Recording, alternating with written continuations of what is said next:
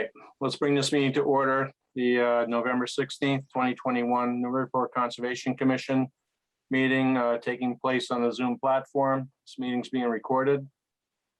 First item on the agenda are the October 19th, 2021 meeting minutes.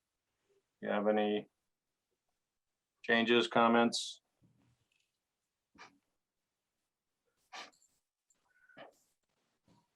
Motions?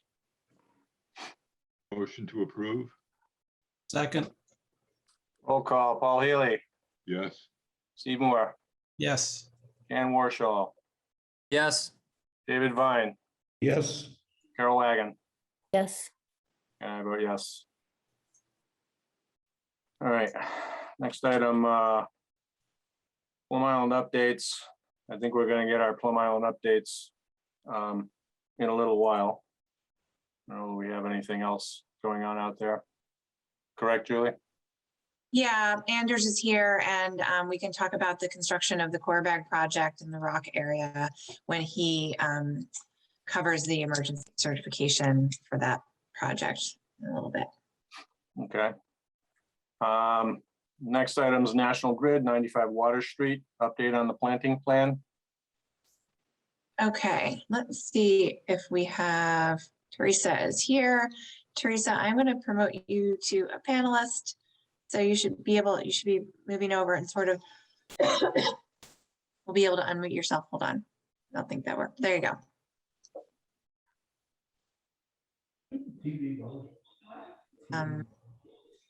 And once Teresa's sort of over here, yeah, she can unmute herself.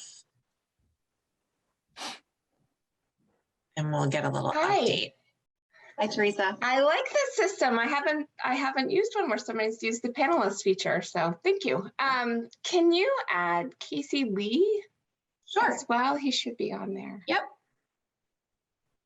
And are we able to share our screen when we're panelists? No, unfortunately, Okay. you can't, but I have a few things here and you can, Casey, I just moved you over. Hopefully, yeah, you can unmute yourself in a minute. I've got this plan and I have the more detailed seawall repair plan.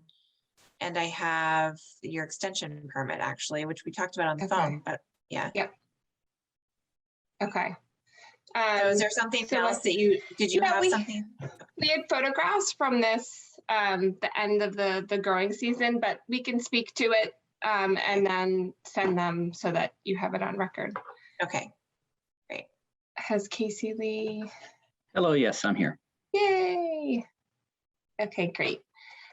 So we had been going back and forth via email about what was going to be happening for this growing season. So they did go in and replace shrubs that had failed. They did go in and put grasses. It was done, let's see. They were replaced in August, end of August. And Casey Lee can speak to more detail on what was done, but the sum of it is at this point in time, we are not seeing the establishment that is necessary in order to even approach requesting a closeout. So Casey Lee can speak to more detail as to what they had done and then what we're anticipating to be completed in the spring. And then we can talk about the timeline for the permit that we currently have, given the state of emergency. Okay.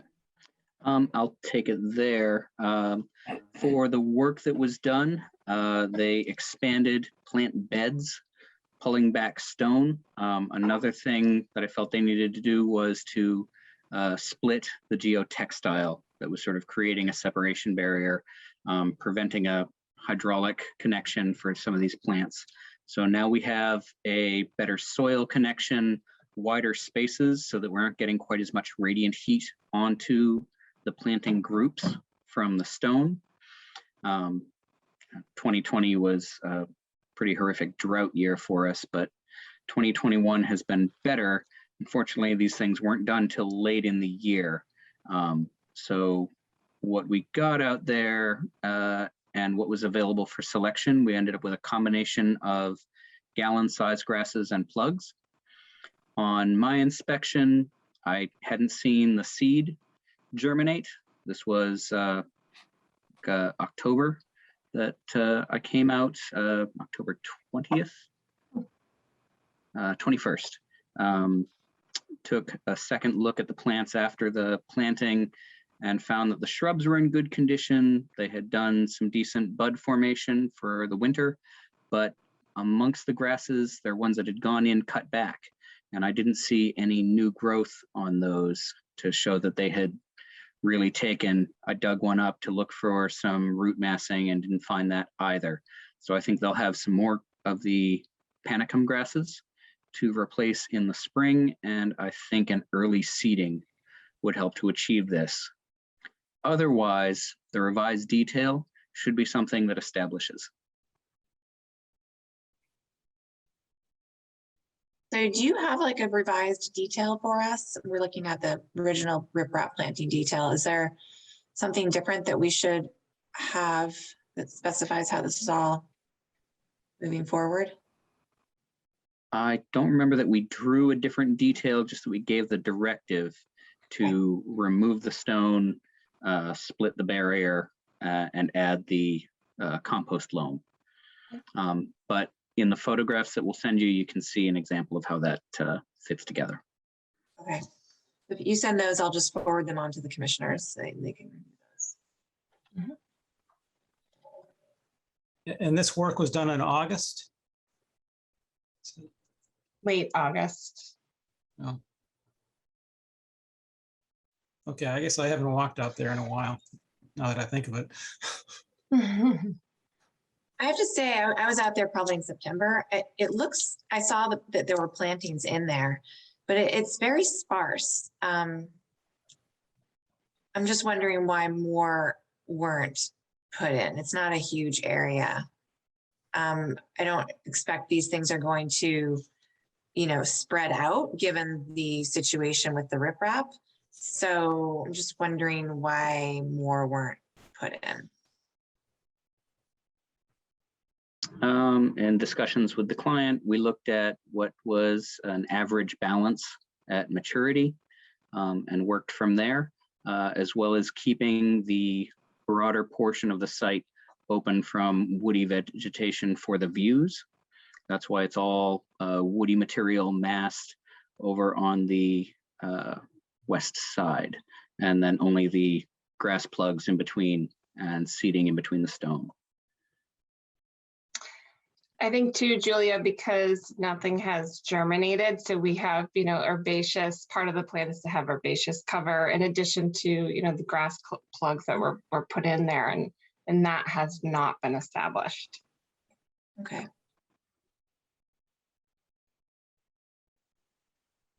So should we be expecting you be coming back to us in the spring on the status, or at least reporting to us on that? Yes, we can absolutely come back after they do the amendments in the springtime. So what we're anticipating is, another early seeding again. Casey Lee will go out, check, how things survived over the winter, advise whether or not, things need to be replaced. We can provide an update at that time. And then we'll monitor through, the growing season and until Casey Lee is able to sign off that it's been, constructed suited to plan. So My expectation would be able to see decent germination and a certain amount of coverage immature by May, June.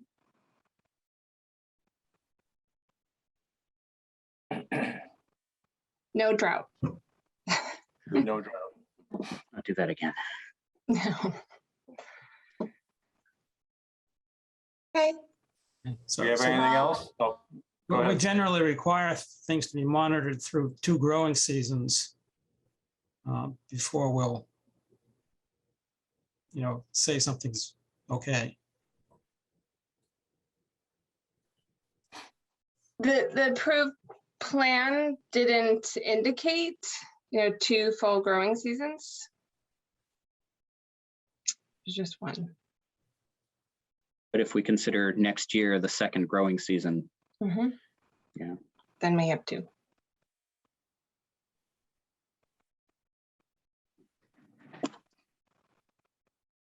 Okay, well, we'll cross that bridge when we come to it. So one of the other things that I had discussed with Julia is that we are also going to be following up with a letter to document the expiration date of the order of conditions in light of the state of emergency. So because it was open during the state of emergency and the tolling provisions apply. So we'll provide a letter to Julia for the file to document the new expiration date in light of the tolling period. So 462 days will be added to the extension. So that means we won't need to request an extension because currently, prior to the emergency period, it would have been expiring in January of 2022.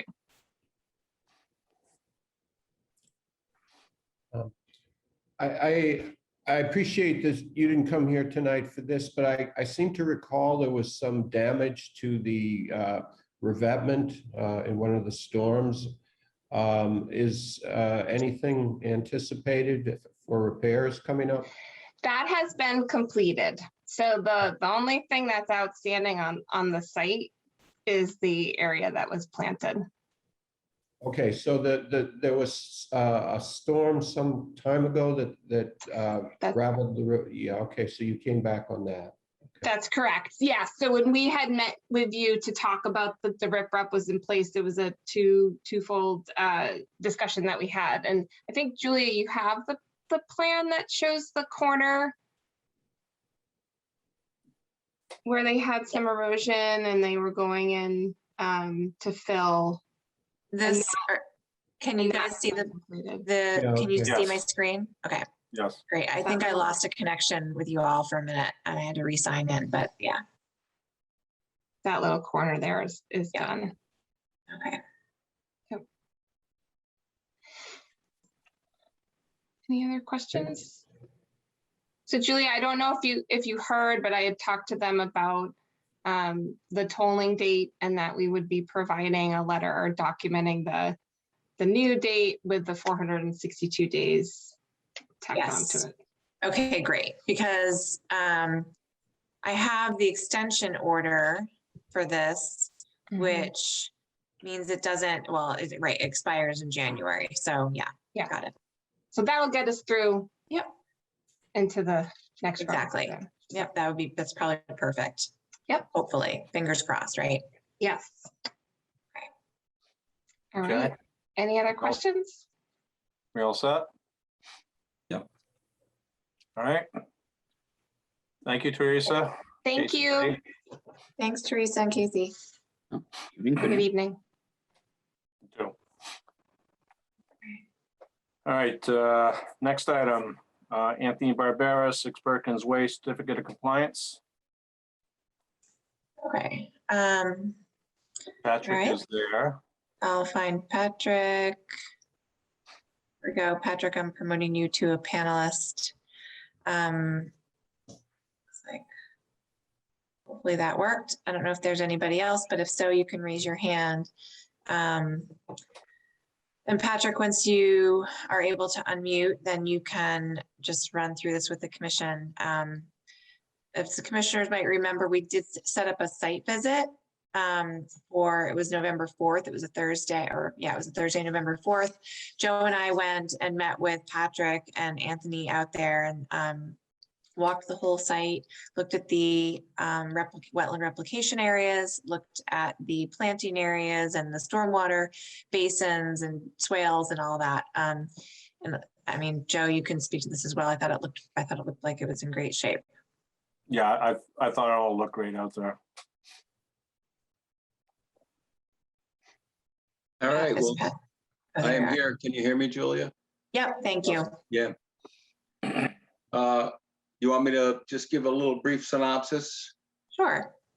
So thank you, Patrick Seacamp Environmental. And as Joe and Julia said, we walked the site. You can see the pictures that are up right now. That is a picture of the replication area #1. We talked about the hydrology issues in that area. That's actually all a pretty dense canopy there of cattail in the middle of the replication area. I'm real happy with the way these things have come back. They're really robust. We've got total wetland plant communities, and we've got nice pollinator sort of habitat at this point around the side slopes of each mitigation area. So I feel like there's nothing more to be done that we can improve on the areas at this point. They're fully vegetated.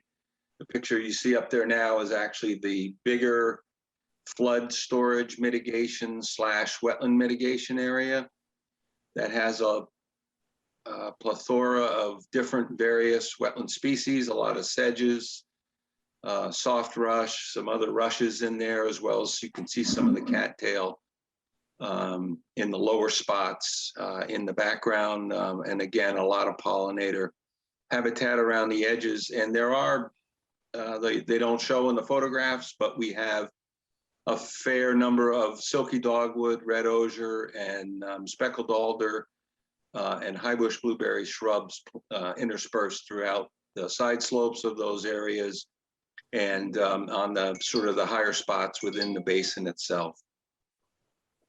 So I think these are amazingly robust for the time that we've had to get them established. And as I said, there's nothing really further that would need to be done.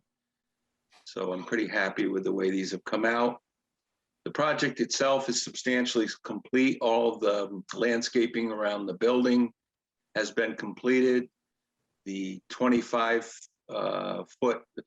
no disturb buffer restoration has been completed adjacent to the stormwater management unit. Again, that's another sort of robust, very dense, both herbaceous and planted upland shrub and tree community in there. And the detention ponds, again, are fully vegetated and fully functioning at this time. So that's kind of my synopsis from the botanical end of things and how things look out there. Just for the commissioners who don't know, the photos that we were just looking at of the wetland replication areas are right here, where you see sort of like the orange and gray plantings, and over here is the larger sort of flood storage one that we were just looking at as well. So these came out really well. And these were mitigation areas for the crossing of essentially the roadside swale right along here. Yes. You know, it was a good July to get these things established. Plenty of water. Yeah, just a stellar season from my perspective. So, anybody got any questions?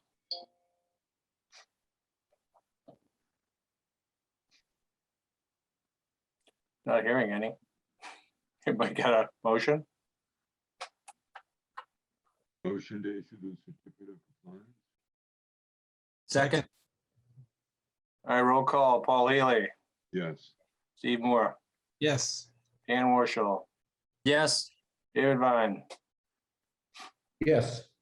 Carol Wagon, Yes. and I vote yes. All right, Patrick, thank you. Thanks, guys. I really appreciate it. Thanks, Patrick.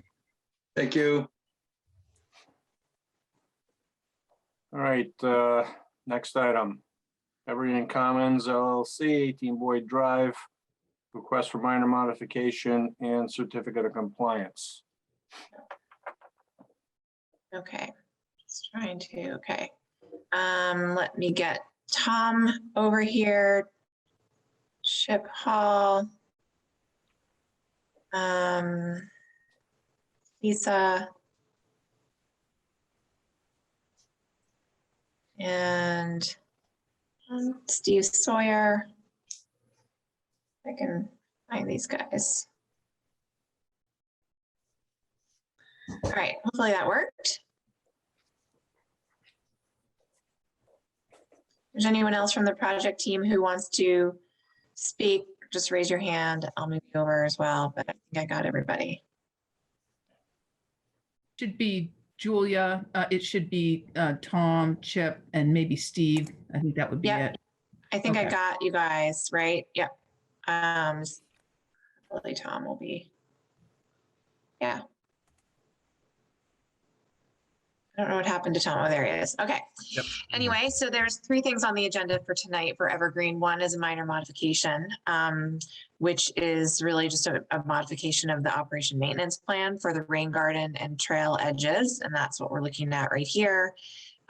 We've also got a request for certificate of compliance for the whole project. And we have the CR, the conservation restriction. Language has been finalized. It needs to be voted on, accepted by you all, and then signed. There was one thing that we're waiting for still in order to do that, though, which is the baseline report and inventory. So I don't know, Lisa and Tom and Steve, how you want to proceed through all these items. Sure, I think I'll open up and then I'll turn it over to Tom and then Steve. So it's been a while and we were happy to have everybody walk around the project a couple of weeks ago, enjoy it. I think that it was fun to see the wildlife that was out there while we were there, and no, we didn't pay them to be there at the same time. So that all just happened. Tom was out there yesterday finishing up the baseline, or today, I guess, maybe even. And there was you'll see later on, there's a great blue heron that is now in one of the photos. That's kind of cool too. So we are here tonight to talk about those items that Julia mentioned.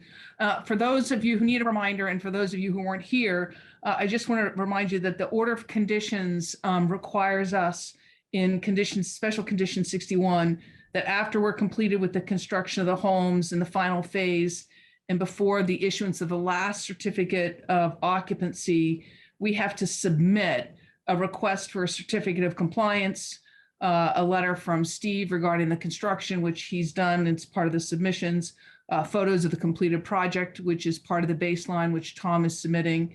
And then also a request for the complete COC can't be issued until the conservation restriction has also been approved by the city and the state. So that's why we're here. And, you know, it's kind of an awkward stage because of the holidays now at the end of the year. I noticed tonight that you don't have a meeting on December 7th. So what we're here to ask you tonight is to look at the COC, determine whether or not you want to issue the final certificate of compliance. The conservation restriction is completed. Tom has submitted the baseline documentation to you late today, or the baseline report, which you need to consider, and then approve this minor modification. The thing on the conservation restriction is that the state has approved it, as Julia knows, and I spoke to you all about this a little bit out on the site walk, and it is now on the agenda for the city council. The city council's planning and development committee are meeting tomorrow night to look at this along with the other deeds that the project is providing to the city. And then the city council meeting is actually on November 29th. You don't have another meeting until December 21st, if in fact your calendar is accurate. I'm just curious, Lisa, I wasn't aware that we did not have a meeting on the 7th, and I'm not sure why that would be the case. Is it just not on the calendar? Know. Your calendar says the meeting has been canceled. So if you're having a meeting on the 7th, that's awesome. If you're not meeting until December 21st. So our request is that you approve the CR, and Tom can talk about this a little bit, so that Julia can inform the city council Planning and Development Committee and the clerk that it's okay and that it not be released until you approve the final baseline, right? So that at least the base language of the CR can move forward and get the city council approval, because it has to go through the readings of the city council, then it has to go to the mayor, and it's going to be a long time. So we're really just trying to get the A-OK on that. So with that kind of overview, I'm going to turn it over to Tom to give you more of the detail of where we are on everything and his hopeful complete baseline report. Tom, before you start, Julia, has the commission seen the CR? Because I haven't seen it. It should have been posted on the website along with the other materials for tonight. I've got it right here. When I went to the website this afternoon to look at the materials, there was nothing there under Evergreen Commons. There was nothing. Okay. Well, I wasn't aware of that. I thought that it all had gotten uploaded like everything else. So I apologize. We submitted the CR probably 3 or 4 weeks ago, Steve. Yeah, I'm sorry, you guys, that it wasn't up there. That's my fault for not checking. It usually goes from me or from the applicant to our office manager, Diane, who then posts everything, all of our materials on the website. And in this case, I remember her asking me, did we get the stuff electronically? And I asked the applicant if we could get it electronically. And then I believe that Diane was CC'd on that. If not, I had forwarded it to her, but it might have slipped through the cracks in terms of getting put on the website. So I apologize. Here is the conservation restriction. I think that I know I had emailed it to you all directly previously. For your review and just to take a look at before we, maybe a month ago. But in any case, if you want, what do you want to do? If I could also just as from a high level, just so you know, Steve, the conservation restriction as far as the prohibited and permitted uses are almost exact replica of the declaration of restriction, which you all did approve, which we recorded, and the requirement was to do that.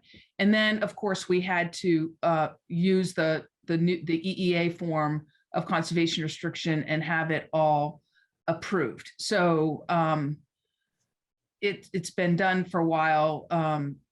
Julia and Jonathan Eichman have been intricately involved in it, and I had to get it to both the Concom and the City Council, I think now 3, maybe 4 weeks ago, because it was before the election. So, and this was also something that way back, Doug Muir did a lot of work in commenting on the original declaration of restriction.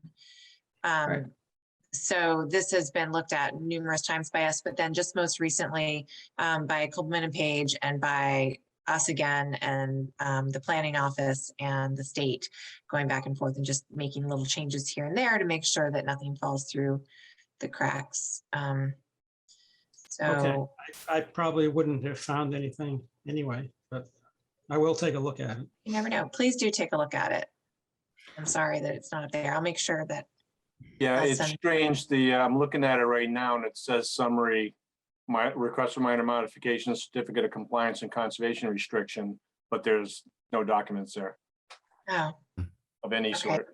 maybe she put in a placeholder and then never.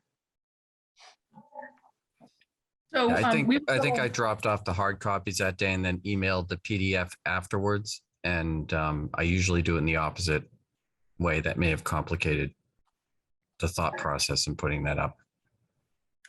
So with that, I think that maybe Tom, why don't you go through everything so that everybody knows what the kind of the management documents are, if you will, moving forward and how it's going to operate. Okay. I do want to point out that in the baseline report, a couple of my attachments are part of your minor revision tonight. So Wait, can you just stop for a sec, Tom? You're Yeah. talking about the base. Is there a baseline report? 'Cause I haven't there seen- is, it was emailed into you after hours, and I did send you a text in case you got that to Yeah, let you know it was okay. there, but I understand you haven't seen it. I just want to pull it up on the screen if that's okay, if you can let me share screen. And we can just kind of walk through everything.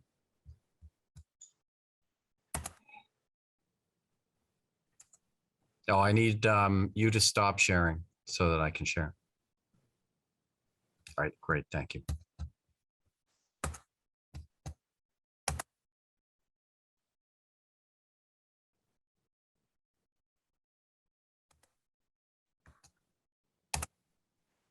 Okay, 1 second. All right, so let me, I set this up with the minor first, but let me just zoom right down to, and this is our COC request, buzzing by a bunch of pages. So while Tom's looking at that, just so you know, as part of the COC request, we submitted individual plan sheets for each and every lot. We submitted the overall calculation plan, which was required, which was approved as part of a prior minor modification. So the city will now have a complete file of every single one of those to go into the building department files. And the Concom will have it for each and every lot in the overall project, as well as the building department. So that's been submitted as part of the COC request. Okay, so here's the CR. Now we're getting into the baseline area. Okay, so let me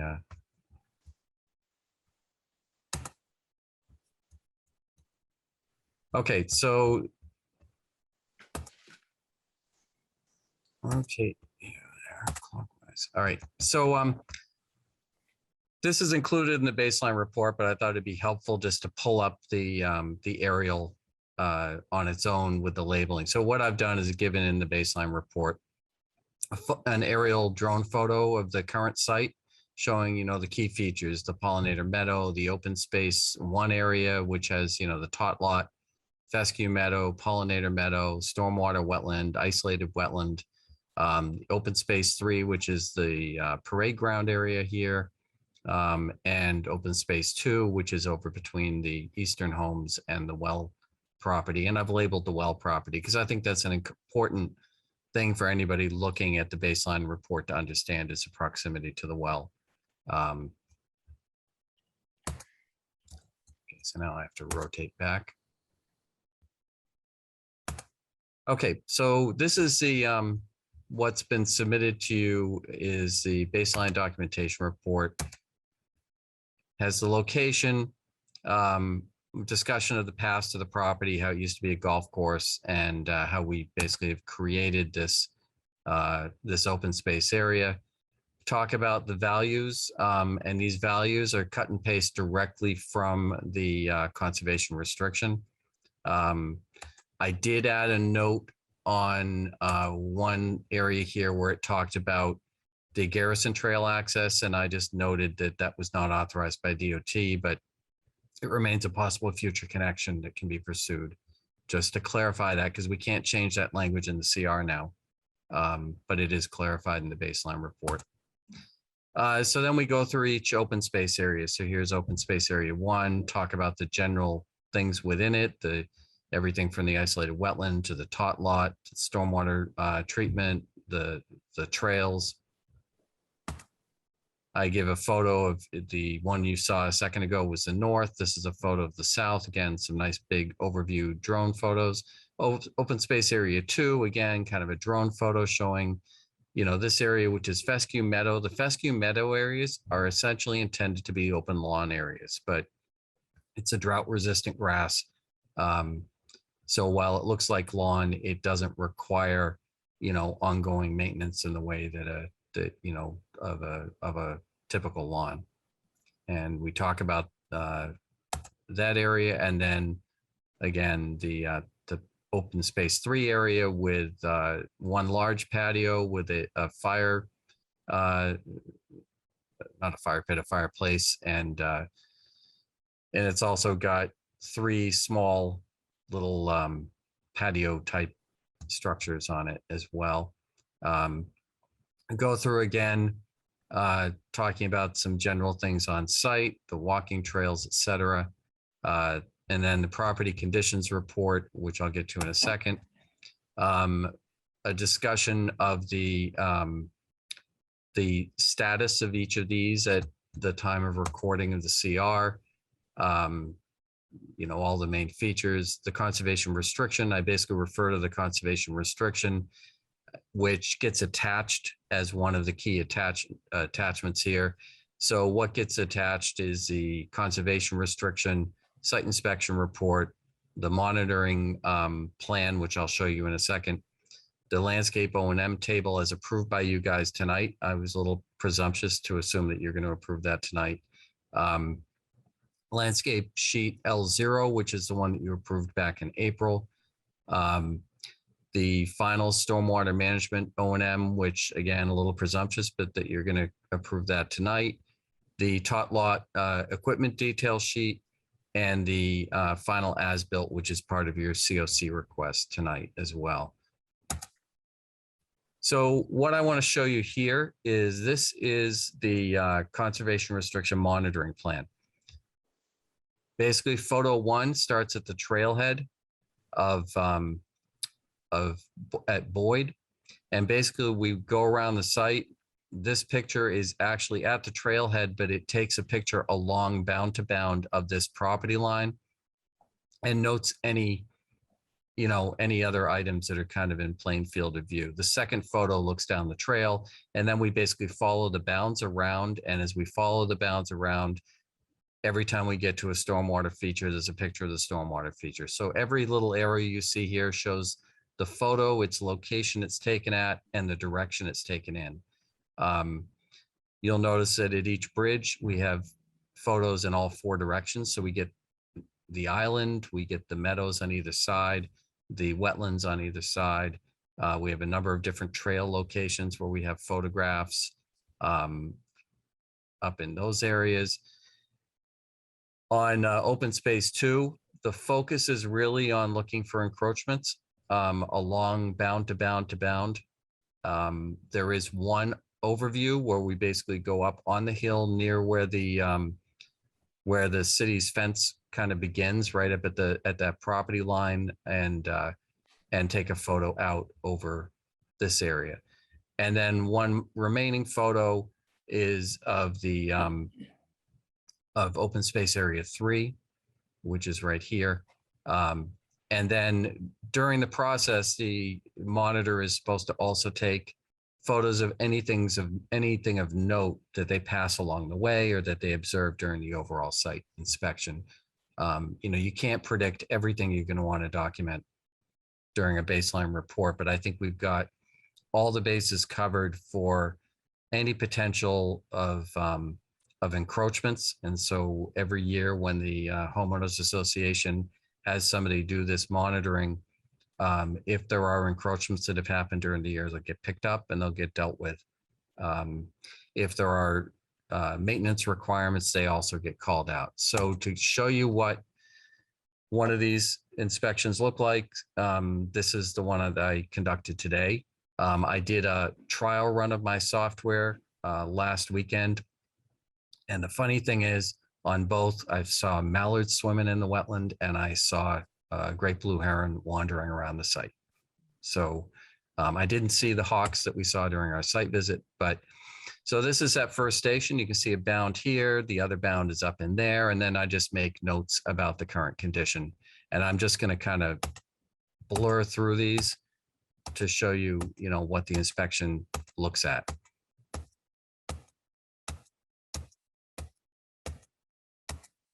So you can see bound to bound, key features that we pick up.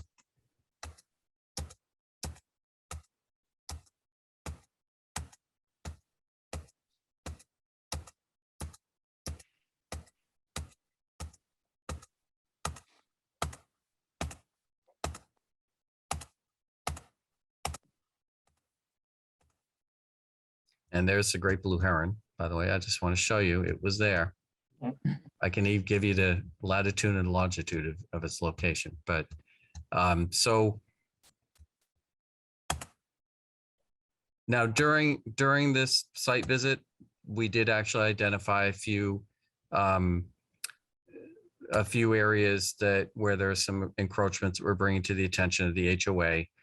There's a landscape bed on one lot, and actually I can jump to that to kind of show you. There's also like an irrigation box outside. So all of those are going to be brought to the attention of the HOA, and we would expect them to get rectified. but that is the kind of thing that we'd pick up. So this landscape bed was installed probably before the bounds were in place, but the homeowner's landscape bed extends over into the open space. So again, that's the kind of thing that we picked up on. When we were looking for encroachments earlier by survey, we were really looking for hardscape kind of things, and the surveyor wasn't really focused on landscape. So we've picked up a few things. We also have a patio that literally goes like 1.5 inches into the open space. That was an earlier correction, but apparently wasn't corrected all the way. So that's something that will be brought to the attention of the HOA. And we have a timber landscape structure that had been removed and replaced by the landscaper for the homeowner. And unfortunately, they kind of bowed it out in the middle. So the ends are in the right places, and in the middle it goes over. So that was all picked up during this baseline, and all those things are going to the HOA, and we expect them to be promptly addressed. I know Lisa was working on notice to them. Yeah, I've actually we've already drafted the notice. It'll go out tomorrow morning since Tom just got us. So we'll send them the sheet that has the issue on it along with the notice to remove the encroachment. So And they were all, excuse me 1 minute, Tom. They were all very responsive before. So we'll send it out to the homeowners again, and we'll copy the HOA trustees. right. And in the case of the timber and the patio, both of those folks had people hired to bring it back, and they just didn't do it properly. So on both of those, we've run strings bound to bound. So it's very clear when they go to fix it, how far they have to come back. So, and there's a couple other areas that are really what I think of as kind of minor, and I'll just show you like an example.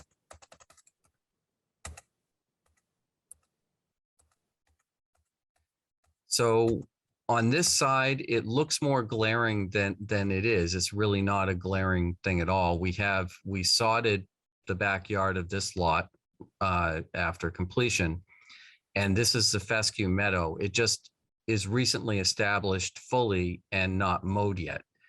Once it's mowed, the lawn all blends together. Basically, this area is overseeded with fescue. And what we have done is we have placed a stake, which is visible right here. The bound is kind of over the hill, so you don't really see it. So this area is part of the fescue meadow. This is part of the lawn to the homeowner.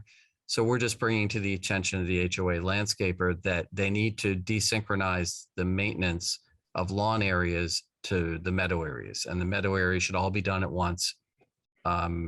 It's fine that it looks like lawn to lawn, but they shouldn't be giving somebody the impression that they have extra lawn this way. And it's just a matter of just pointing out to them things like that.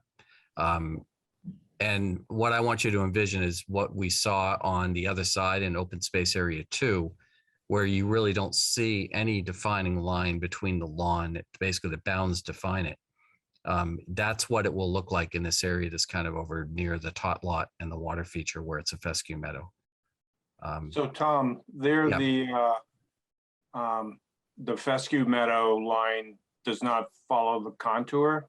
It looks like it's going straight from that post to the other one. Right. So the fescue meadow, this is all fescue meadow over here. It just still has some ode in it from when it was established, and it has not been mowed yet. Right. Once I'm this just is saying- mowed, so what has happened is because this was sod, the HOA landscape companies just maintain that when they've maintained the lawn. And I'm saying I see this as a very minor item. You know, here's the stake. This area Right. here should just be mowed when this area is mowed, not when this area is mowed. Right. No, I get that. Yeah. All that green area, is that fescue to the left of that? Or is To it the left sod? of it, it was sodded, so it's not all pure fescue. We are going to be, I believe it's been done, but I'll be confirming that. This is all going to be overseeded with fescue, which will establish the fescue in there. Okay. There are a couple other places. I think there was one spot where I noticed a sprinkler head. They had just put pin flags in to locate all the sprinkler heads, probably to close it out for the season. And so that's also going to be on our list that's going out to the HOA. And I'm going to be suggesting to the HOA that they should just be checking with all of their membership, because I can't say that I picked up every sprinkler head that may be out there. And they need to basically test their sprinkler systems, look at the bound locations, and if they have any part of that infrastructure that's in the open space, it should be removed prior to next year's monitoring report. You know, again, I think that's all pretty minor at this point, and it's all very manageable through the normal HOA process. And we have a couple places where we just need to paint the edges of the pollinator meadow. And by that, I mean the farmer, you know, did the core of it, but where it goes bound to bound, we might have a foot that we need to get in and touch up and trim back the grass and put down pollinator. And the landscaper is working on that. So we expect to have all that done shortly. And, you know, when we've got 22 point something acres, I mean, we're talking at most of, you know, a couple thousand square feet. So it's pretty minimal areas that we're dealing with right now. You know, and the site looks amazing. I mean, this is what I was hoping it was going to look like the first year, but when you walk out there, I mean, there's constant people walking on the trails. It's there's wildlife. I mean, if you walk out there, I'm guessing that great blue heron isn't going anywhere anytime soon. So if you want to see a great blue heron, go for a walk at Port Place. You always see mallards in the wetland. All of the rain gardens are functioning well. They do need maintenance. They need a little bit of Phragmites pulled, et cetera. That's another thing we're bringing attention to the HOA landscaper, you know, through these reports in a much more formal way than we've brought it to their attention before. But we expect all that will get dealt with promptly. Do you have a photo site along the trail where that erosion was taking place and you put the, you know, the two pipes underneath? Yeah. Hold on a second. It held up really well over the weekend, Steve. Good. Yeah. Okay, hold on a second. Okay, so it's going to be picture. It's in the area of picture 12. Hold on. So this is on the hill looking down. If you remember, this is the area where we did the transitional meadow. Yep. So it's plantings and the sledding area. So that is of that area. This is standing on the path looking down, and this is the swale, and this is the Okay. path. Okay, good. Yeah, so I tried to capture the key points. Again, if we go back up to the photo sheet, and again, you know, we're willing, I think the CR language is really set. And on the baseline, if you guys want, you know, I tried to get feedback during the site walk, and any additional feedback, we can add photo points. You know, we're willing to work with you on all of that to get this to be something you're really happy with. But we have the photo point here, which is of that area. We have photo point of the trail here. We have photo points of the trail here. We have the trailhead here. We have a photo of the pollinator meadow, but that is kind of intended to also note any issues with the trail here. And we have another photo up in this area that is also supposed to note areas here. There were some minor rills captured in the report that you'll see that are in the periphery of the picture, but they're called out to be raked and smoothed out in this area. But overall, the site looked in really good shape. And then, you know, there's like this picture here, which is of the whole open space area from up on the hill. Can I ask how long is the period for which you'll continue to monitor this site?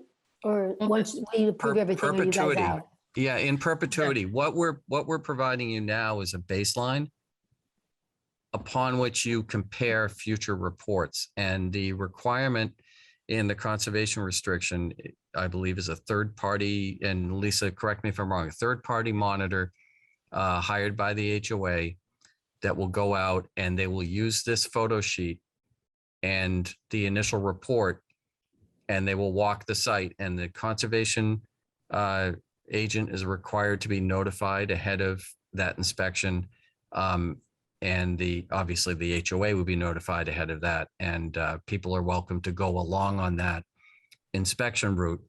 And every year you'll get a report. So we've been dealing with any encroachments as they popped up.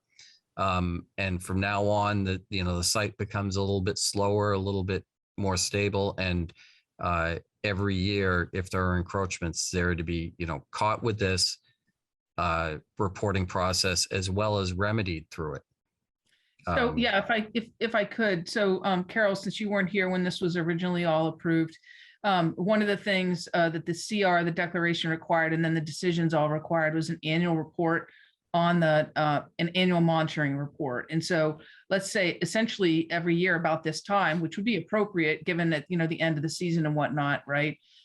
This will happen and be turned into you. The developer had to pre-fund in the for the HOA to pay for a conservation agent, a monitoring agent, independent monitoring agent, so that once it was all turned over, that would continue and they would have a base set of funds to pay for that ongoing monitoring after we left. So that was all established.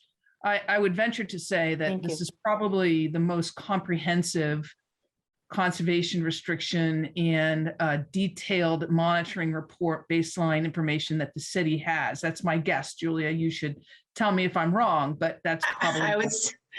I would have to agree with, all CRs are pretty comprehensive in terms of how they're written, but with regard to the monitoring report, if this is the way it's to be set up with this many photo points and this much detail for each photo point, it is definitely the most detailed one that we currently have. Essex County Greenbelt does some of our CR monitoring and they give us great reports. And they have great narrative descriptions and things like that, but very much fewer monitoring locations. So, Yep.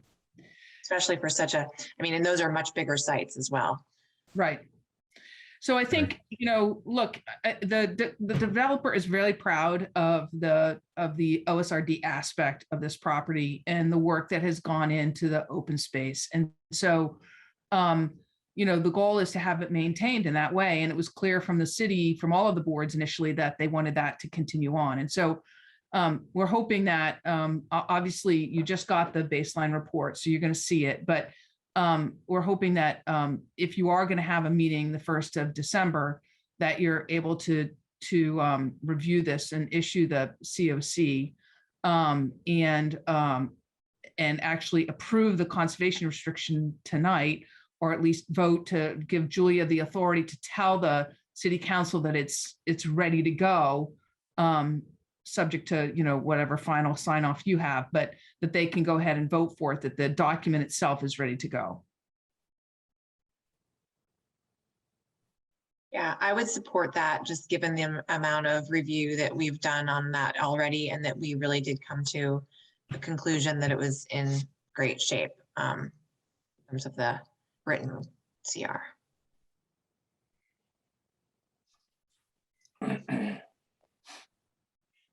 And so what you're asking us to approve is the CR. We aren't going to issue the COC until we reviewed the baseline document. So we're asking you to, I'm going to ask you to do something, and you can tell me that you can't do it, but I need to ask you to do it. So first of all, we need you to approve the minor modifications that are with regard to the maintenance of the something stormwater or something. Tom can talk about that. Yeah. Yep. And then we would love it if you approve the certificate of compliance. And we would like you to approve the conservation restriction. I'm going to say that I've had conversations with these guys about this, and I'm not recommending a final approval of the certificate of compliance until after the CR has been approved by not just you all, but by the city council as well. So then it would be two votes, the CR vote and the minor modification. Tom, if you want to talk about the minor modification. Yeah. Okay. So two different things that came out of our experience out there. One is the stormwater management O&M for the rain gardens. This evolved from the mowing incident during the summer, and we agreed with city staff that it made a lot more sense to just turn them into rain gardens that are mowed, because with all the vigorous meadow growth occurring there, the shrubs are kind of getting dwarfed, and it's more difficult to see whether or not these things are being maintained. This just would become a regular mowing. For detail, Steve is available to describe this in more detail, but essentially we're turning them from rain gardens that require frequent weeding and, all that, and refreshing of mulch, to rain gardens that are mowed. And I think there's plenty of habitat out there. We don't really need the shrub part of it. The ongoing mulch maintenance is just, I think, far more impactful to the surrounding open space. It's just sort of a better situation for everybody, and easier for the city to make sure they're being maintained. I would totally agree with that. We did have these conversations back in the spring when it all happened. And I agree that I think moving into the future, to have them be mowed will just highlight the fact that they are stormwater depressions. We may want to consider them actually rain gardens anymore that same way, but that it'll just be more clear whether or not there are any problems with them, if they need to be cleaned out at all, and that they should be left to serve their function. Okay, and the other change was pretty minor, and that is that trail sides would be maintained out 3 feet from the trail edge, mow herbaceous plants monthly, and prune back woody vegetation as necessary. So that was revised to just basically allow pruning of woody plants that are growing into the trail. And I think you guys saw that during the site visit. There's a couple places where the growth of especially sumac is really vigorous and coming right into the trail. And this also would allow us to mow the trail edge. One of the things to note in our overall COC request that we noted and showed you during the site visit is the no disturb signage is actually moved substantially further from the wetland and up to that 3 feet from the trail edge. So it kind of creates a natural edge of the no disturb area and kind of this limited mowing, but that allows us to maintain the trail network, the trails within the site without grasses and stuff growing and falling over the trail, and to make sure that people aren't like walking around branches and trampling in the meadow area to get around stuff growing into it. So pretty common sense. I think we always assumed that was okay, but we realize it's not explicit in that O&M area. So those are the items that we really wanted to get updated, and then these be turned over to the HOA to implement. And they're also attached to the baseline documentation report so that the inspector is aware of what proper maintenance of the open space is. Okay. We have anything else? That's it in the minor. Okay. Any questions from the commissioners? Hey, Tom, Yeah. as far as part of them, I'm trying to recall, I know we had vetted it out with the city engineer with John Eric White. Was originally the outlets from the 4 of the bioretention areas were to be overland, and we were running into issues with erosion rills from that. And it was modified to have a standpipe with an outlet pipe. I So think that we got was- that. in the Yeah, we minor got that in paper. April. That was We the did that in- previous, okay. Yeah, that's we right, got was that done in approved. April. Okay, that was just approved. confirming that. Okay. Right.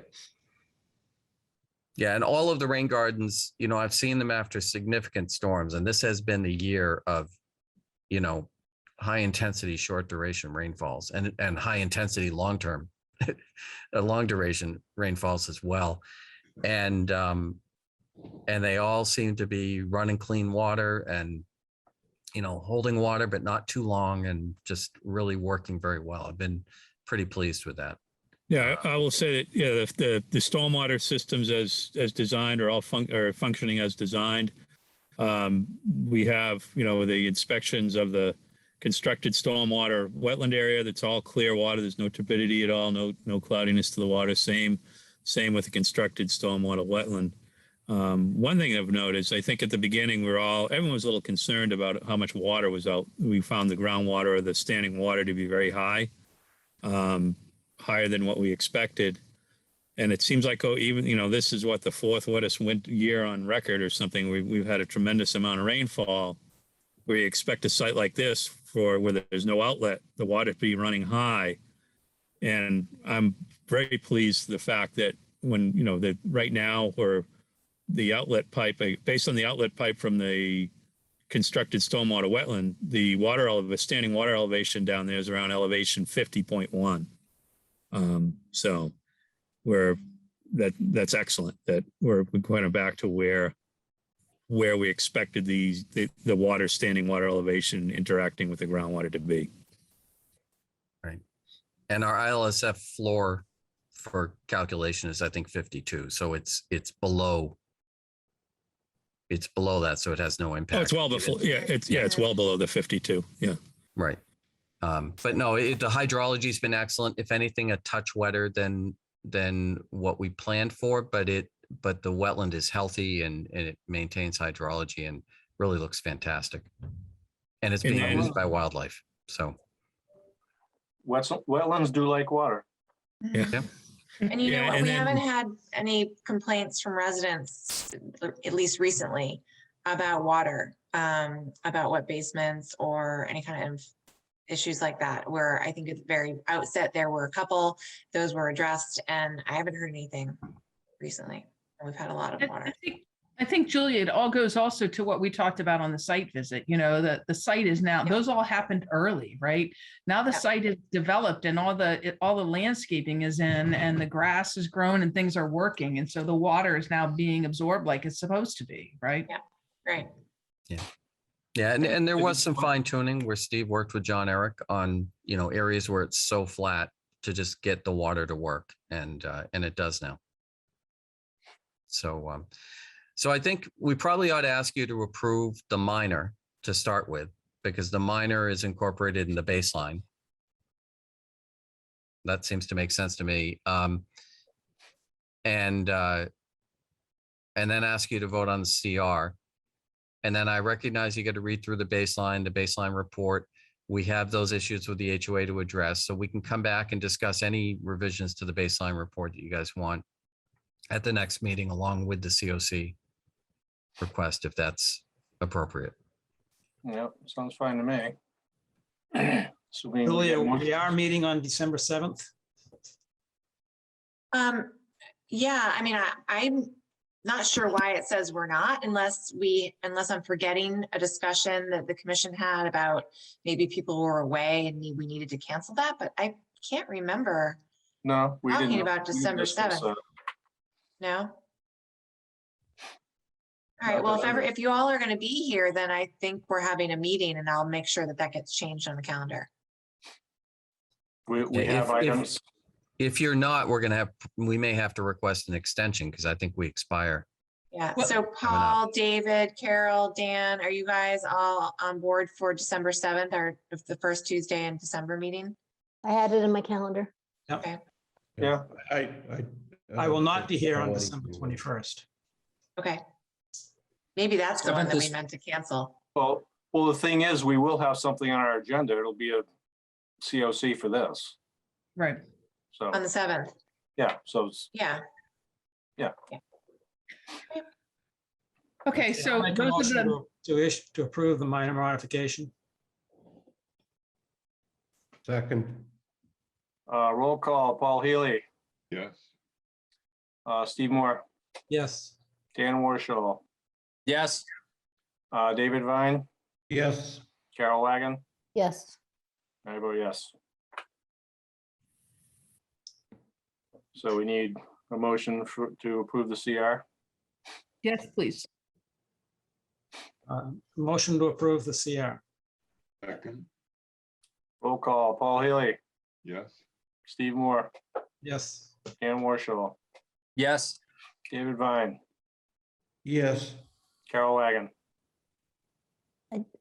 I'll say yes, but I'm a little concerned that we haven't actually seen it.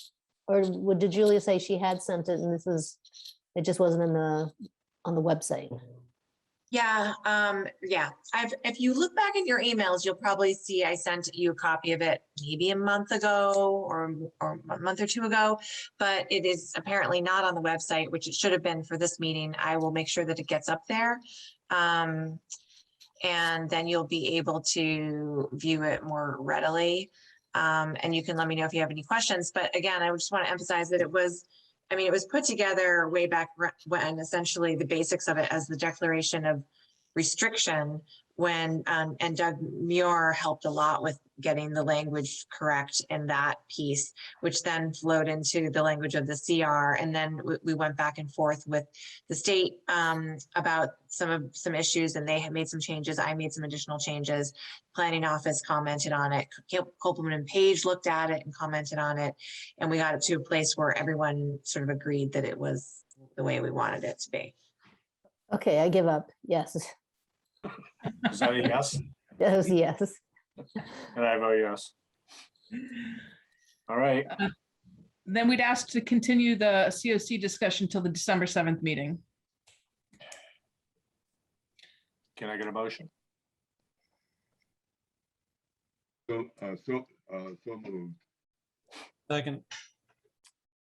All right, roll call, Paul Healy, Yes. Steve Moore, Yes. Dan Warshall, Yes. David Vine, yes. Carol Wagon, Yes. and I vote yes. And if I could, Julia, through the chair, if you wouldn't mind informing Richard Jones and Heather Shand tomorrow that the commission voted on the CR so that they have that for their discussion for the committee meeting tomorrow night.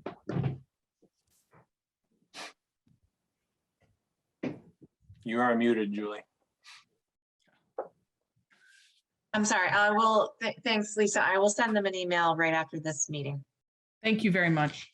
All right, thank you. Thank you. Thank you.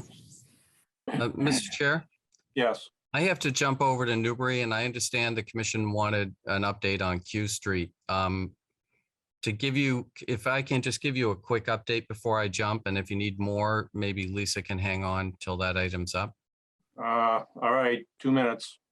All right, so we've got Everett Chandler Winter GEC LLC is putting together a compiled conditions plan.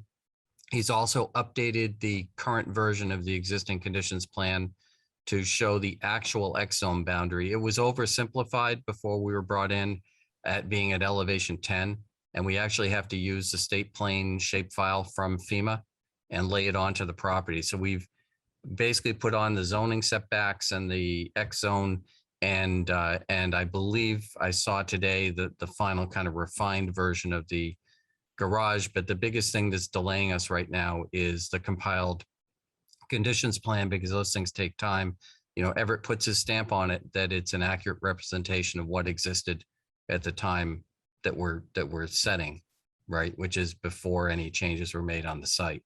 So we need to make sure that's right. The client is extremely anxious. He's calling me weekends. He's calling me nights. He's calling me all the time trying to get this work done. It's just a matter of overall workload and getting Everett, you know, to complete the work that does take a great deal of time and you know, review. But with that, I do have to jump. I'm getting a text that I'm up in Newbury. So if I can have Lisa address any further questions or any issues you guys have later, and I can try logging back in after my 2 hearings over there. Okay, All right. Thank you. all right, thank you. Yep. Okay, next item on the agenda is City of Newburyport Reservation Terrace, Plum Island Emergency Certification. And I just want to let the public know that this is not a public hearing. This will just be a discussion between the commission and the engineer and whoever else is with him. All right. I just unmuted Anders, or Anders, I moved you over to be a panelist so you can unmute yourself when you get over here. And The commissioners, I've got up, I'm sharing the screen with the emergency certification that was issued back on November 4th. And it was signed by me and needs to be ratified by you all at tonight's meeting. This is the project plan, and Anders might want to just give you all a quick summary for those of you who haven't been out there. Okay, thank you, Julia. Yeah, it's been quite a whirlwind here. So Sumco started with the Choir Log project on October 25th. They put in about a day's worth of work on that when they decided to not mobilize the next day because of the forecast for a nor'easter, which was accurate. So the nor'easter came in the middle of the week and caused a lot of additional erosion on the site.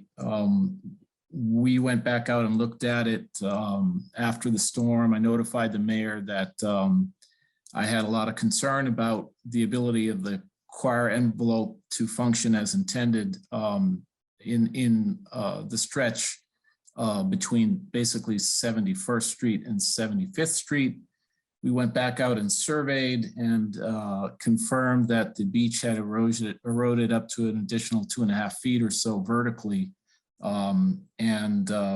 We expressed concern during some meetings on the Friday of the 29th and the following Monday, the 11th of November, that we did not feel that the core envelopes could function as intended, even though that was a very limited erosion protection objective.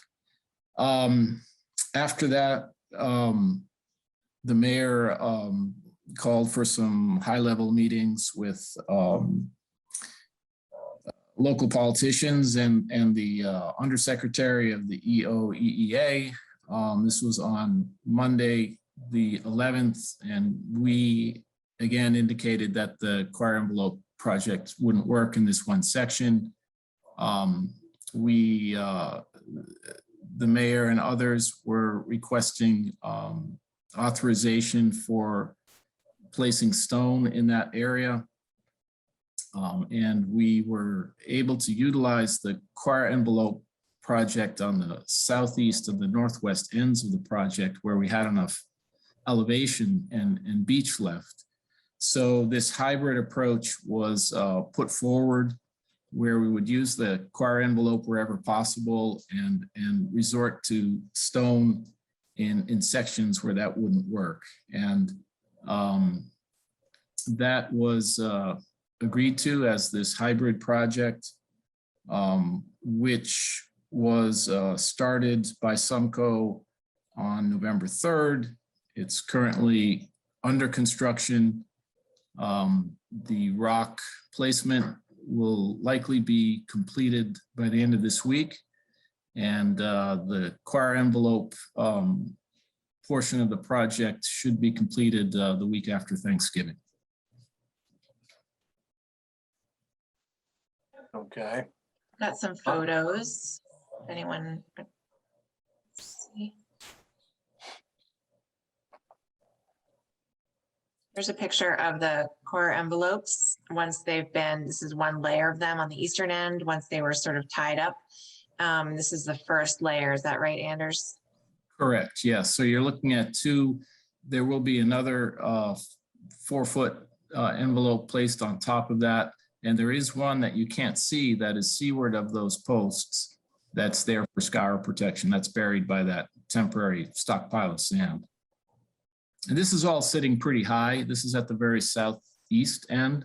So in this particular area, this is where we tie in to the what's left of the existing dune there. So it looks low relative to the beach, but it's that's because we're tying in there. And this is what it looked like today. Yeah, so that's been covered with sand. That the southeast section has been completed. And they covered it with sand and they've moved over to the northwest section. And these are your photos, Julie? These are mine, yeah. For some reason, I couldn't get Steve's to join the same document here, but Steve took some great photos too. which show this rock area. There's more construction going on down further west of the additional core bags down on that end. And again, this was this morning. How much of the beach will those big rocks be on? It wasn't clear to me if it was just where they are now or if they were going to extend them one direction or the other. Yeah, Julie, if you want to go back to that last photo, you can just barely see the exposed concrete blocks at the far end of the rock. That's right. So they would go to those concrete blocks basically form the toe of the stone. Yep, and on this end, it's sort of like right here. Yeah, they go in front of the coir envelopes just a little bit, just to make that transition. So there'll be more rocks in that area is what you're saying. And will they come all the way over to where you see the posts? Yeah. So right here in the foreground of this picture, there is a gap. They started to place some of the southwestern limits, which is just seaward of those posts, those 6x6 posts, but they had to leave a gap in the rock for access. So that'll get closed up when they stop accessing from 73rd Street and switch over to 75th Street, which may have been today. I didn't make it out there today. Yeah, the gap was still there. It looked like they were still utilizing it, or at least hadn't closed it up yet this morning. You could see the core fabric that was been underlaid underneath the rocks. Okay, so it looks like they're just about to close that then if they put the core fabric down.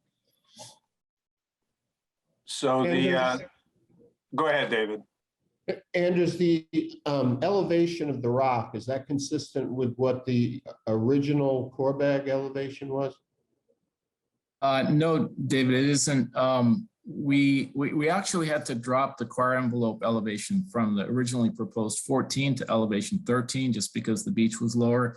But the stone, there just isn't enough room to go that high. The top of stone is at elevation 10. So it's 3 feet lower than the top of the coir envelopes. See. And those stones are all on city property? Almost, yeah. We tried to keep them on city property. There are some, a little bit that goes onto DCR property here in the foreground. That would be DCR property. And but other than that, there may be a little bit at the other end where we tie into the coir envelopes, but it's probably 90–95% on city property. Okay. And I see that you didn't do the sleeving of the posts, but I did see that they were. Yeah, we sanded them down, right, and rounded the edges off, right. Okay. Now, yeah, and I hadn't seen this particular type of coir fabric before, and I'm glad some of you made it out there to see just how robust it is, and the fact that there's 4 layers of that around the jute mesh. So it's a pretty heavy duty installation. Okay. One question I had was, so I see that Julie, can you go back to the drawing? Mm-hmm. I see at either end you have, I know you gotta tuck the core bags into this, like there and at the southern end there. Do you have any concern about there being a spur there and any kind of additional erosion coming off that? It's always a difficult, any transition in a structure like this is always difficult. I think we're trying to do whatever we can to sort of fortify that transition. I think we'll be okay. I mean, we have some rock in front of the core envelopes, which isn't ideal because you need it for the transition, but it's also if that rock starts to get pushed around against the coir fabric, then obviously that's a problem in terms of the durability there. So it's tricky, but again, for the duration that we need here, I think I'm fairly optimistic that this all is going to get us to the point where we get the core's nourishment project. So we've got about a year maybe till that starts. And I guess my concern with the rocks is that, if we get a decent storm, since they're just placed on sand, if they're going to get undermined and that whole thing's going to kind of collapse. I mean, the rocks aren't going to go anywhere except down. And since the top of it is already lower than the core bags, it just seems like there's going to be a lot of overwash into the houses. There will be overwash. There's no question. And the rocks will shift. But again, we're just trying to hold that erosion line. But I think I've made it pretty clear in previous meetings, not necessarily with the commission, but other meetings, that overwash is still going to continue. There's just nothing we can do about that. Okay. So there was a comment made at some meeting that I think it was the mayor had found words in that CZM document that kind of allowed this hybrid approach to take. And I've started reading that CZM document, and it's 300 and some odd pages long. I haven't gotten very far into it. Anders, do you know approximately where that verbiage was? What section, or Julia, do you know? It actually, it's buried in the CZM document, which is a guidance document sort of for conservation commissions on the coastal regs, but it's Right. actually, it comes from the Wetlands Protection Act itself in the regulations for coastal bank, basically saying that when you have a situation where you need to protect a structure that was pre-existing the adoption of the Wetlands Protection Act, which was 1978, then and there are no other feasible alternatives to be employed, then a revetment, seawall, or other such structure, and they sort of enumerate a few of those, may be employed as long as mitigation is provided, protective measures, et cetera, et cetera. And they go through some conditions about how those structures are to be constructed. But that's where it comes from. Okay, but this isn't a coastal bank, is it? Well, that's, debatable, I guess you could say. But when we had the conversation with the state, and CZM was on the line, and DEP, and who else was there? DCR, et cetera. And this was brought up and discussed. There was no objection to the use of this system in this location for these reasons. So, I mean, there wasn't, I don't know that the analysis was done of whether or not it was coastal bank or coastal dune or coastal beach. I think sometimes those resource areas, they shift and change. And you have to go out and be pretty careful about how you delineate them. But in this case, because it was an emergency, they kind of went with it. Okay, I mean, I'm not fighting what we're doing here, but I just don't see how you could call this a coastal bank. But anyway, that's neither here nor there.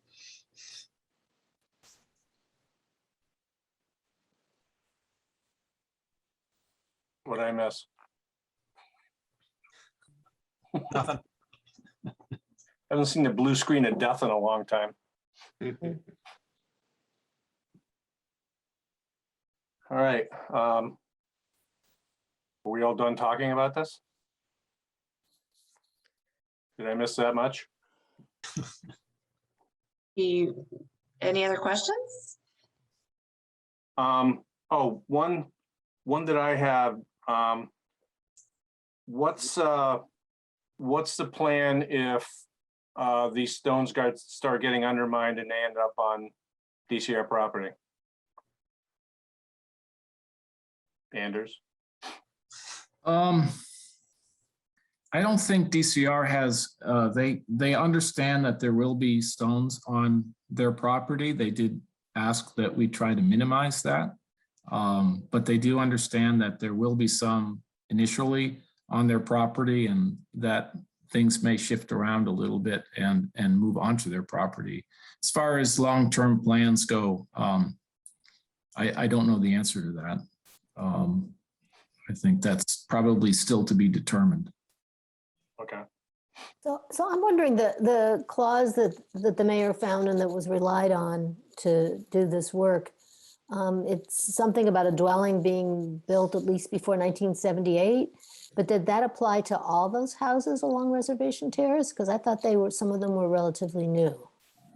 Or it didn't matter, it just had to be one that was. It actually, that's a good question, Carol. It actually applies to the houses in front of which the stones are being placed. And it also was looked at as applying to the roadway, the public infrastructure, which I know the language says structure. In this case, I think they're looking at the road as a structure and the infrastructure within the road also as being pre-1978, obviously, and needing to be protected in that way. So yeah, it didn't go beyond. I mean, I think there was a search done on the construction date of the homes that along 71st to 75th. And essentially, originally there were homes there.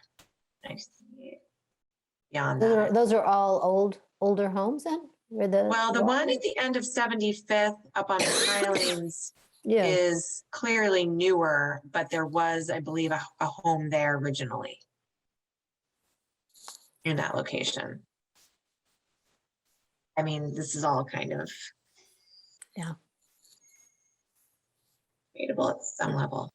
I came in the middle of it, but DEP is not going to say anything about this, correct? Or not gonna- Correct. This was all discussed in detail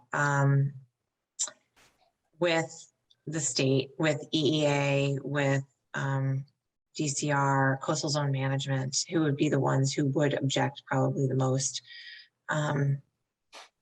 And it was agreed that in this case, in this limited zone, and it was limited to the area, the only area where the core bags could not be feasibly placed. And where there were structures dating prior to 1978 that needed to be protected, including the city's roadway and infrastructure, that in this limited location it could be allowed. but what I don't understand is that wall isn't going to stop the water from coming over and possibly infiltrating those houses. It might not stop overwash, as Anders mentioned, and as Steve said, but what it will do, what it has already done initially is to stop the exacerbation of the erosion of the roadway. So what was happening was the water was coming, high tide and storm waves right up and just sucking everything out from underneath the road and collapsing the road in place. And it was just going to keep marching further inward and take the whole roadway and further up the street. You couldn't see where it was going to stop. The only way, and then at that point, there was no space left to put the core bags, no elevation there. So really, we just needed something to break up the wave energy so that it could no longer come in at such a force to those structures. How far under the roadway are the utilities? Because when I was out there, I saw a good amount of roadway torn up. I guess I don't know if it's a valid concern or not. It's a good question. I don't know, Anders, do you know? I want to say like 6 feet. I'm not sure. Well, there's a water line that I'm surprised we haven't seen yet. Jamie Tuckalo with DPS has, they've isolated it, they've shut it off. But I'm not sure anybody knows exactly where it is. But based on the information that the town engineer sent us, they never indicated how deep it was, but typically, you're about 4 feet down with those. We were probably very close to exposing it Mother Nature was very close to exposing it. So the stones aren't going to be a threat in themselves to that, are they?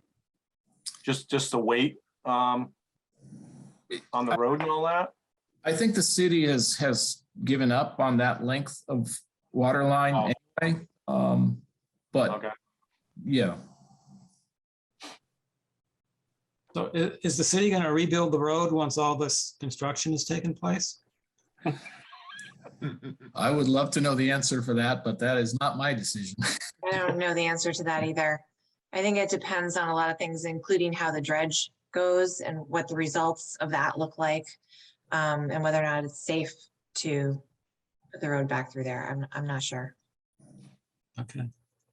I mean, do people have access to their houses as it is? Yeah. Currently, there's one home that does not have access with their vehicle to park on their property. And that is the home that is right on section DD there of 73rd Street. And that home actually, as of last week, end of last week, the slab that, at least the seaward side of that home didn't appear to be on foundations, it was on a slab, and that slab had been undermined probably 8 feet under. It was just hanging in the air. So it was right there. This timing on this Corner. could not have gone any longer. It looked like that homeowner had done some cleaning up of sand around his property and filled in underneath the slab there, but it was looking like that could have gone last week for sure.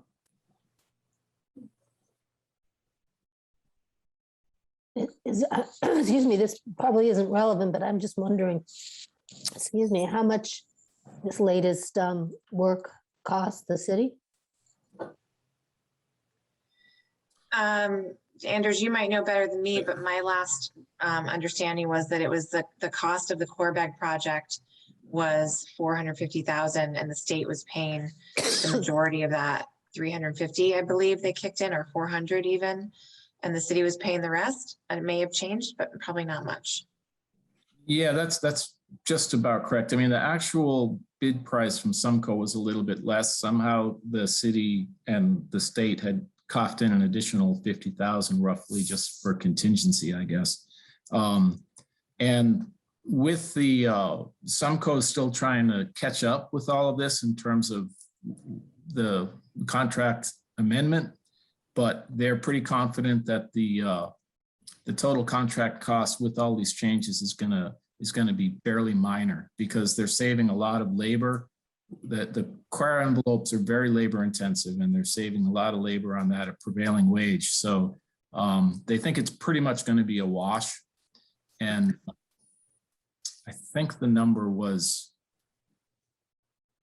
on the order of 350,000. Now, it's one thing that the mayor has made clear is that the state is paying for the coir envelope project portion and the city's had to pick up the rock portion. So the credit that Sumco was getting for not doing the core envelopes is going back to the state, not to the city. No, there shouldn't, we don't expect to see any significant credit because of the cost of the stone. We think it's going to be about a wash. Well, again, this isn't our the credit. No, but I'm not surprised that the state won't kick in for the stone. That's going to be a city thing. All right. And Anything else? is there a mechanism of some sort that determined that this was the only solution or that none of the other solutions of a soft nature were? How did the final conclusion come out? Was it a report of some sort or what was the mechanism? No, it was really engineering judgment on our part, Dave, where, you know, the core envelopes would be sitting at mean high water. So they would be getting cyclic loading from the waves on pretty much every high tide. Even so, they just, the amount of loading that they would have to endure just wouldn't allow them to and this was explained to them at the meetings you had, and that's yes, sufficient. That's what that's correct. Yeah. Okay. Anything else? Okay. Can I get a motion? Motion to approve the emergency certification. Second, Second, Okay, roll call, Paul Haley, yes. Steve Moore, Yes. Dan Warshall, Yes. David Vine, yes. Carol Wagon, Yes. and I vote yes. All right, thank you, Anders. Okay, Thanks, Anders. evening, everyone.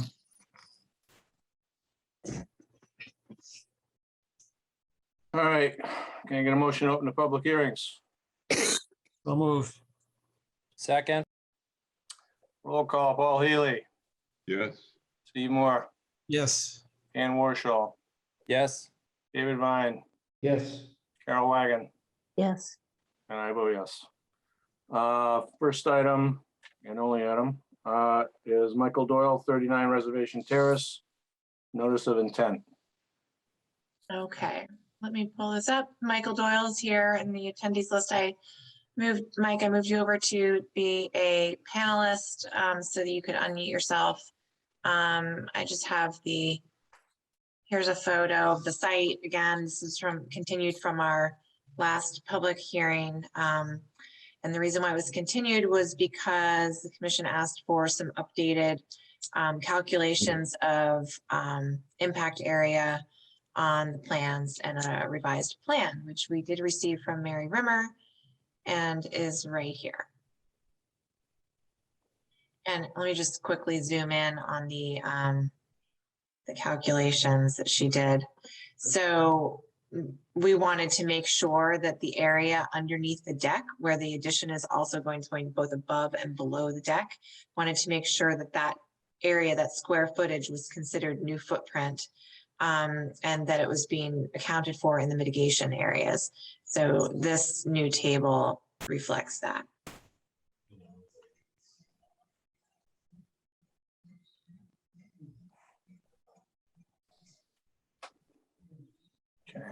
Okay.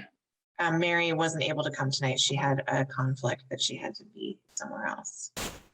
Mary's there, Oh, is she? raising her hand. Oh, Mary, I didn't see you. Sorry. Where's Mary? I just promoted you panelist.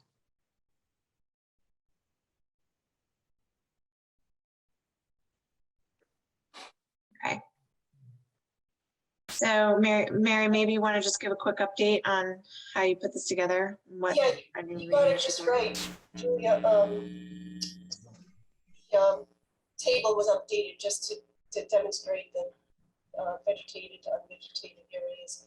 The site, since the property has been owned by Mr. Doyle, it's significantly more vegetated than even when the certificate of compliance was issued. He's added a number of plantings in the back there. And so these are the two mitigation areas here and here. You can't see my cursor, so. Oh yeah, right here Yes. and right here. We assumed, even though some of the existing deck is vegetated, we didn't assume that it was, and we assumed full vegetation and vegetation impacts from the existing deck, so we were able to come up with enough square footage to mitigate the entire footprint of the deck and the new additions. And See if I can find your photos of, that's the old plan. Oh yeah. So there's a little bit of vegetation underneath there. Yep. Yep. Partially vegetated, or this is one of the planting areas, right? That's correct. And that's the other planting area. And I know that after the meeting, last meeting, someone commented that that house is not in compliance. That's actually not Mr. Doyle's house. That's the adjacent house. It's just property line goes right out to the edge of the house. You are tough to hear, Mary, just so you know. Sorry. Let me see if I can. That's better. Oh, you already sounded better. Okay, sorry, I had it down for another meeting, so, yeah, the vegetation area goes right up to the edge of the other house. That's not Mr. Doyle's house, that's the neighbor's house. The property line comes right up to, actually that little chimney that's shown in along the edge of the house is actually on the property line, so. I just wanted to point that out, that that's not his, that's a photo of his house. But he's got some experience in planting dune grass, and I expect, you know, these areas will look as good as the rest of the lot will when it's finished. Okay.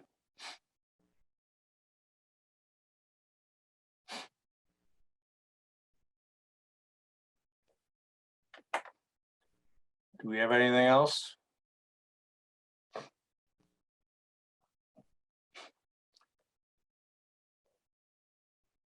And I just wanted to. That was remind- it. I didn't have any notes from, just wanted to say, I didn't have any notes from our last meeting that there were any other questions No, about the project. Yeah, we didn't have a DEP file number at that time either, so. Okay. I just want to remind Mr. Doyle, those walkways need to come up for the winter. Yeah, the wooden walkways. Other than that, do we have anything else? I don't see anything. Anything from the public?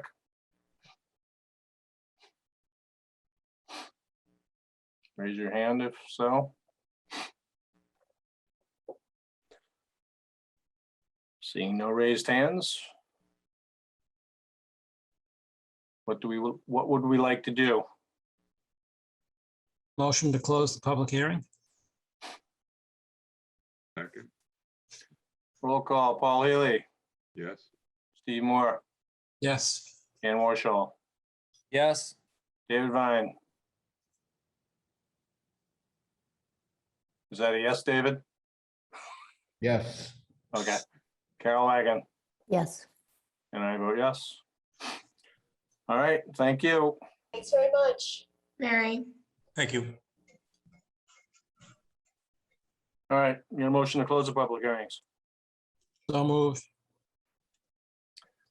Roll call, oh, wait, I need a second. Second. All right, roll call, Paul Haley, Yes. Steve Moore, Yes. Ken Warshall, Yes.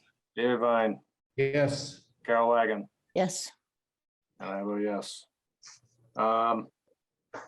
Well, since Attorney Mead is here right now, let's go to enforcement and violations, 3Q Street. okay.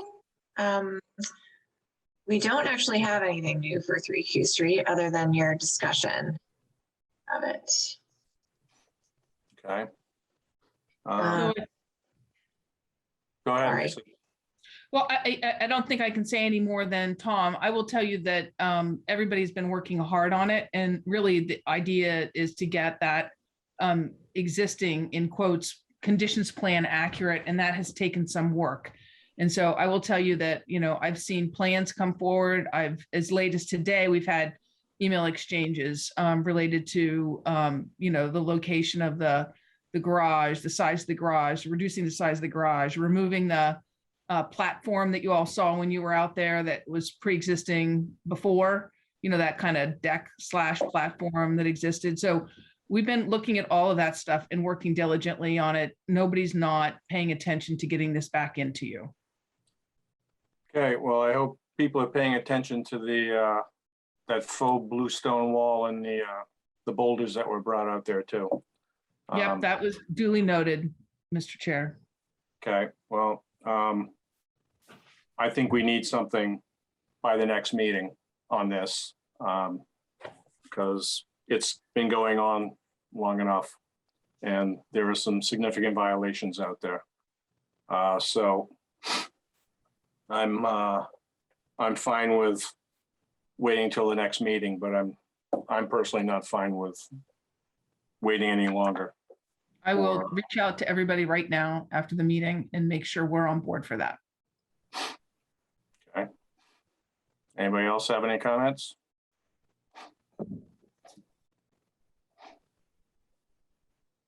Okay. In that case, thank you, Lisa, for hanging around. Thank you very much. My pleasure. Take care. All right, orders of conditions. First and only one, Michael Doyle, 39 Reservation Terrace. Yep, the only special condition I have noted on this one is the wooden walkways that are on site to access those patios, that they are not to be considered permanent structures, but must be removed in the fall of each year and maybe replaced in the spring to facilitate access again. Should we, So is there a date certain that they're supposed to be up by?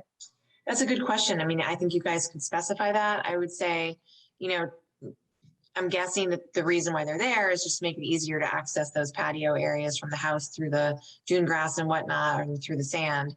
And so maybe at the end of the typical fall season, when weather gets to the point where you're not spending time outside. I don't know if you want to create a date or just say before the end of fall. I don't know. You guys. Because the regulations don't say anything. They don't give us a time date at all. No, they just say that they must be removable. Maybe we need a policy when they must be removed by. Basically the winter season, but. Like November 1st to April 1st or something like that. That would be fine with me. Even though these Novembers seem to be warmer. I'd be fine with December 1st and Yeah. April. What? Can't hear you, Paul. I know your mic is on, but can't hear you. Can you hear me now? Yes. Oh, okay. No, I think December 1st would be better because Novembers can be kind of nice, and you know, people may be having holiday type parties and et cetera to say goodbye to the fall. So I would say December 1st would be a better date. Yeah, that's fine by me. Fine with me. And then it can put down after April 1st. Okay, they may be put down anytime after April 1st. So December 1 to April 1. Yep. Can include Yeah. that. As far as the storage on those, I don't think we got into that to any degree. I don't think it matters much, except if they're being put on top of vegetation and so forth. I think I remember him saying that he would store them in the sort of underneath the house in the garage area. But I Right, yeah. can make a condition that they shall be stored in a, you know, area that's on yeah. gravel or driveway or parking or something. Not Well, on the, something. not on the vegetated. vegetation. Yeah. Outside of all vegetated area. Yeah.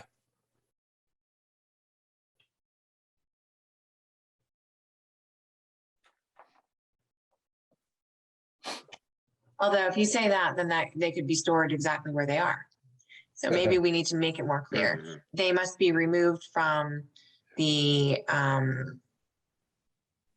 dune and placed either within the driveway or underneath the home, or decks for storage. Yeah. Or offsite if they want to truck them off somewhere. Yeah. Okay. Either beneath house, I'll say either beneath house, within driveway area, or offsite. I don't know if I'd say beneath the house, No, because that fills up the 2-foot Yeah. zone. In this area, it would, he said he was going to store them in the garage or whatever that open area is, Yeah. which is fine. Okay. Okay.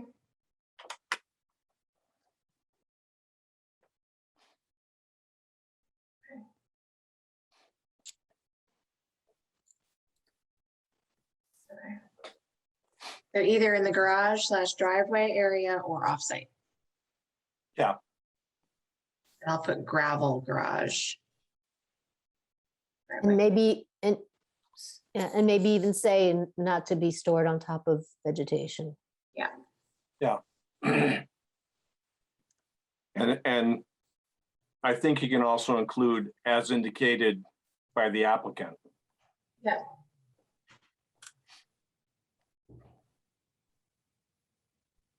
Okay. You have anything else? That was all I had written down. Okay. Do we want a motion? Motion to issue the order of conditions. Second, Can we just have Julia read it back to us so we can hear the whole thing? Yes, okay, that's a good idea. So my notes are kind of scribbled here, but I've got special condition that the temporary wood plank walkway shall be removed in the fall of each year prior to December 1st and may be replaced in the spring after April 1st to facilitate access to patio areas.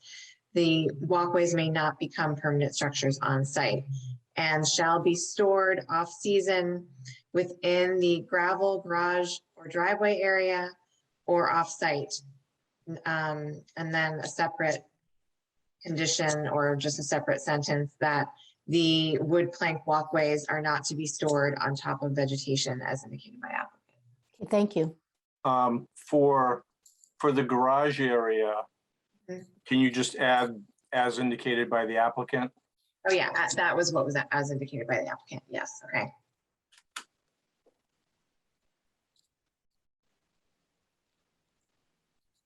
And Dan, your glasses are very creepy, glowing blue. You need more front lighting. sorry about that. You look like the Fly earlier. Mm, I'm operating from an alternate location. Oh, okay. An undisclosed alternate location. Absolutely. All right. Okay, sorry to interrupt that. We were going to vote. No, you can interrupt whenever you want, Carol. You just got to turn your mic on before you start talking. Yes, Well, sir. of course, there would always also be the standards Plum Island special conditions to go along with this, which require any, replanting of any damaged dune vegetation during construction and that kind of thing. No soils may be brought on site, only beach grade sand, and you guys have seen that whole list, so I'm not gonna read it. Okay. Okay. Would we like to issue this order of conditions? I made a motion to do that. Oh, you did? Oh, Carol Yeah. rudely interrupted you? Yeah, exactly. Yes. I seconded. I Oh, yeah, forced, Dan seconded. I called the Fly eyes question. I seconded. asked for a Okay. reading of the motion. All right, roll call. Paul Haley, Yes. Steve Moore, Yes. Dan Warshall, Yes. David Vine, Yes, Carol Wagon, Yes. and I vote yes. All right. Anything else? Yeah, I got two questions. Okay. Any progress on getting a new member, Julia? No, sorry, no progress on getting a new member, but I can follow up with Donna's assistant. I'll send her an email for the meeting. Okay. All right. And 57 Low Street, there were 3 orders that went before the council last Tuesday, I think. I never saw anything in the paper about whether they did anything or not. Julia, do you know anything about that? That went before the council and they sent them to committee, all those motions. So now those are going to be before the Budget and Finance Committee. And I believe they have a public meeting in December. I want to say December 2nd, but I'm not sure. But you can check the public meeting calendar. It's a Budget and Finance Committee meeting that they will be discussed at. They were not discussed. Oh, so they're not going in front of planning and development. Were they in front of planning and development before? Good question. I don't know why they went to Budget and Finance. I'm not familiar with why they did that. Well, probably because they're purchasing the property or saying they're going to purchase it. Well, the state has a deadline of December 31st for them to decide. So You know? they can't dilly-dally too long. When I find out when the hearing is, I will let you all know. I'll send you an email with the details. Okay. Okay. Thanks. That's it for Anything me. else?